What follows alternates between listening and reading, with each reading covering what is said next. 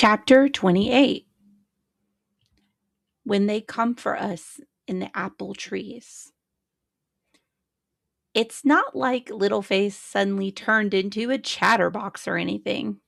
He still doesn't talk much, only when it's very important, and he can't make himself understood any other way.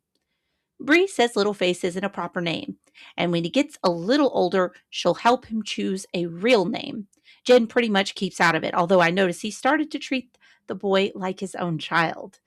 So maybe it will all work out if they can figure out how to get around the rules.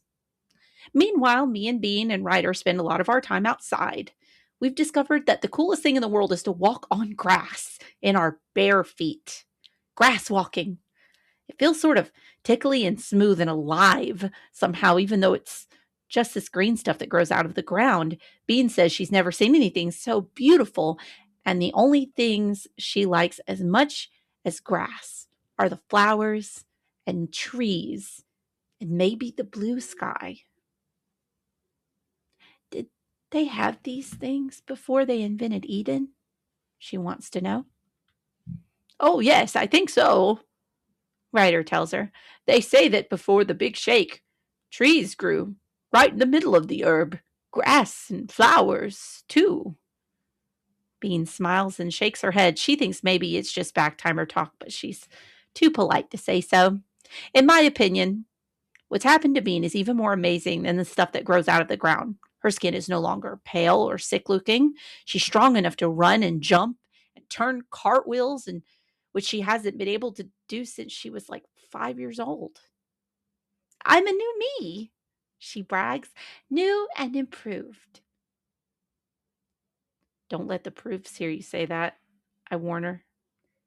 They think they're the only ones who are improved. We're walking, all three of us, along what they call a brook. A brook is like a river, only smaller. And if you stick your bare feet in the clear, cool water, it feels good.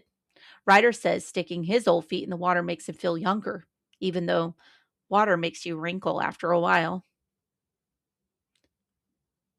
How come you're always talking about being old? Bean wants to know.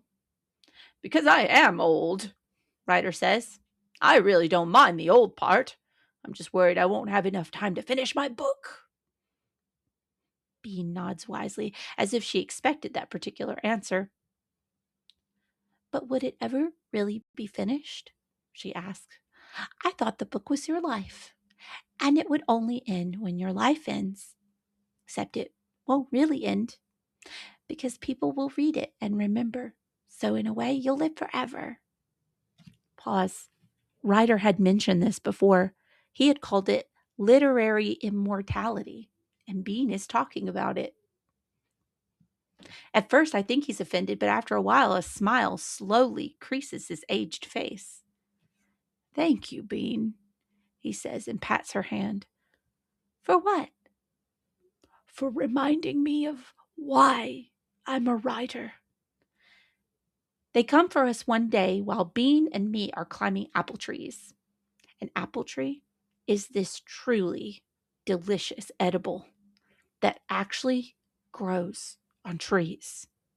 And it always tastes better if you pick it yourself. The only thing better is if your friend picks it for you. Bean finds the best apple in our tree and hands it up to me. You know what this tastes like when you first bite into it? She asks. No, what? Blue sky. You're zoomed. You ever eat blue sky? No, I admit. Try it sometime, she says. It's apple flavored. There's no arguing with Bean when she gets hold of a silly idea, so I don't bother trying. Besides, I kind of like the idea. I'm also thinking it would be cool if we could stay in the tree and never come down, which is probably at least as zoomed as thinking that the sky tastes like apples. We talk about everything while we're up in the tree munching on apples, stuff from when we were kids, and dumb things Charlie said, and what it was like after I got banished, and my adventures with Ryder, and the boy, and the rats in the pipe, everything. Except one thing. We don't talk about what will happen if we have to return to the herb. We don't want to think about it, let alone talk about it. Because once you felt grass under your feet and tasted blue sky, well, you never want to go back. We're counting clouds when they come for us. At first, we think it's one of the clouds, the way it floats through the air. But as the thing gets closer, it looks something like a floating tack V without the armor. Except, unlike a tack V, it doesn't make any noise, just a soft whoosh as it passes through the air. Later, I found out it's called a SkyD for Sky Flight Device. And it works on some sort of magnet repulsion deal. I'm thinking maybe Linnea arranged to give us a ride so we can see Eden from the air. But it's not it at all.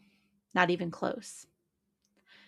The Skydee comes to a gentle stop beneath the apple trees, hovering just above the grass. The little craft opens, and two proofs get out. Big male types, designed to have extra muscles. And unlike most proofs, they're not dressed in white tunics. They're wearing what looks like security uniforms. Enforcers. They stand under the apple tree and look up at me. One of them goes, "Are you the normal called Spaz?" "Yes. You and your companions have been summoned by the masters. You must come at once."